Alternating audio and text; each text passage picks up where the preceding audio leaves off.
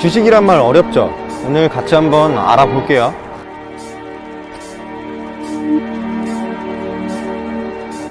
자, 이제 주가가 우리가 어떤 건지 좀 헷갈리잖아요. 그래서 좀 쉽게 설명을 해보려고 합니다. 피자로 한번 설명을 해볼게요. 여러분이 만약에 A라는 회사의 주식을 산다고 한번 생각해 보자고요. 일단 한번 피자를 그려볼게요.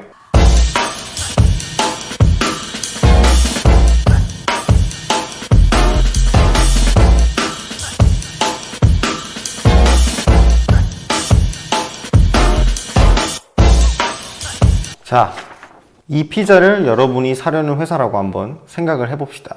이 피자를 보면 8조각이죠? 회사가 8조각이 났네.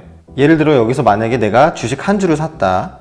그럼 이 피자 한 조각은 내 거가 되는 거죠. 그래, 그럼 여기서 우리가 수익과 손실을 본다는 게 무슨 의미일까요? 수익을 보는 경우는 이렇게 설명할 수 있습니다. 이게 미디움 피자인데 이 피자가 라지 피자가 되어버리는 겁니다. 이게 무슨 소리냐? 미디움이 라지가 되어버리면 피자 한 판의 크기가 커지겠죠. 그럼 피자 한 조각당 크기도 커지겠고요. 그럼 여러분이 샀던 미디움 사이즈의 한 조각에서 라지 사이즈의 한 조각 그 차이가 바로 여러분들의 수익인 겁니다. 피자 한 판의 크기가 커진다는 건 회사의 가치가 커진다는 의미고, 동시에 한 조각의 크기도 커진다는 건 그 회사의 한 주당 주식의 가치도 커진다는 의미겠죠. 반대로 라지 사이즈의 피자가 미디움 사이즈의 피자로 작아지면 그게 손실을 보는 경우인 거고요. 원리는 똑같아요. 전체 회사의 가치가 작아지면 한 주당 가치도 작아진다. 어때요? 이해가 쉽죠? 이게 우리 회사가 열심히 일을 해서 매출을 일으켜가지고 그 회사의 잠재적인 가치가 점점 커질 거 아니에요. 그게 바로 미디움 사이즈의 피자가 라지 피자가 되는 과정인 겁니다.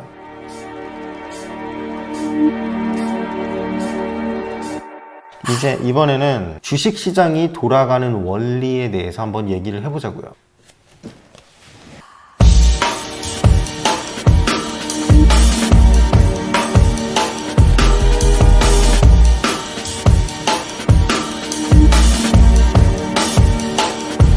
두 번째, 제가 왜 이 그래프를 그렸냐. 여러분들은 이 주식에 투자를 할 때 어떠한 기업에 그 적정 주가라는 게 과연 존재한다고 생각하시나요? 제 생각에는 적정 주가라는 건 존재하지 않는다고 생각해요. 있어도 눈에 보이지가 않죠. 이 주식 투자의 대가들도 이런 적정 주가를 찾기 위해서 상당히 노력을 하는데요.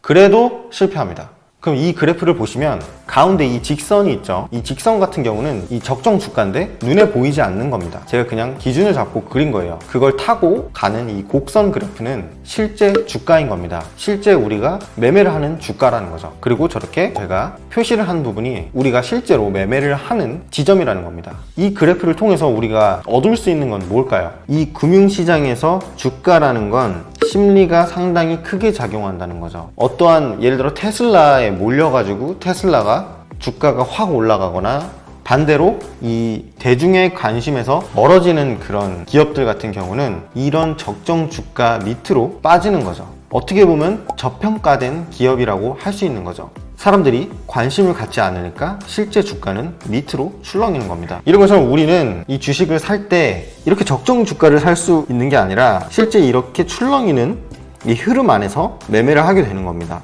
개별 기업을 분석해서 투자를 하는 것도 좋습니다. 능력이 된다면 그렇게 하는 게 좋아요. 하지만 정말로 어렵습니다. 현실적으로 정말로 어려워요.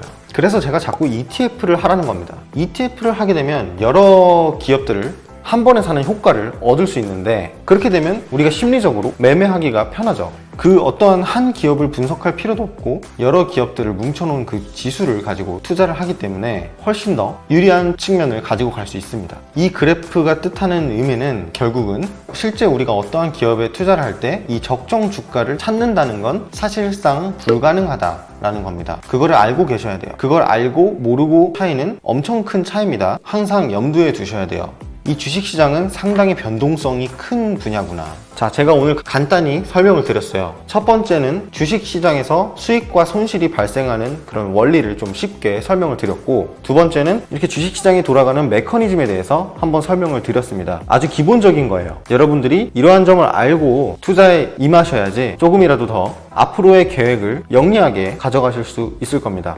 네, 오늘 영상은 여기까지고요. 좀 가볍게 찍어봤어요. 그냥 아이디어가 쉽게 설명하는 방법이 뭐가 있을까 해가지고 갑자기 생각난 거라서 도움이 되셨다면 구독과 좋아요 꼭 부탁드리고요. 네, 다음 영상에서 또 뵙겠습니다. 감사합니다.